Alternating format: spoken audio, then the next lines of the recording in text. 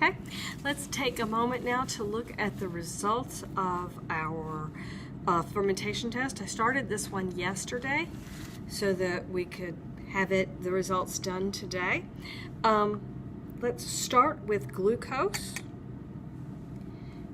And you can see, if I hold this up to you, you can see the bubbles in the glucose as carbon dioxide is being made. And some of the carbon dioxide has been trapped in the very top of this test tube.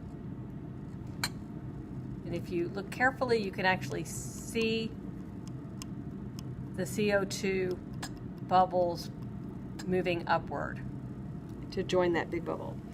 The next one we want to look at is, just for consistency, we want to look at fructose.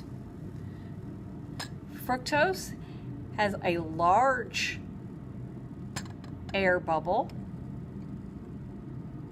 and you can actually, again, you can actually see the bubbles down below.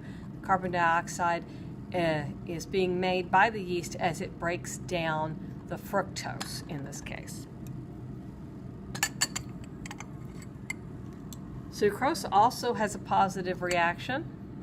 You can see that the bubbles go almost down to that water line, but the whole half of that test tube is full of air, CO2. Okay, lactose is our next one we want to look at. And lactose looks remarkably like it did yesterday. It doesn't has some bubbles here. I think that's because it was cold when I put it in there. But it's not making any CO2.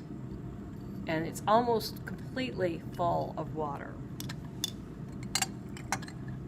Similarly, starch is also still full of water. It has not trapped any CO2, and you'll see no bubbles.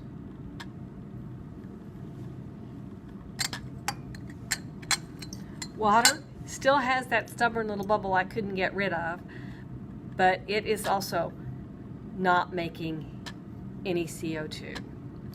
So that's a negative result there.